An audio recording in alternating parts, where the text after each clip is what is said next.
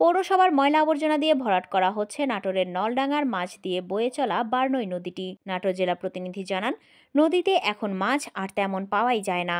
Dredging না করায় নদীর নাব্য সংকটও প্রকট।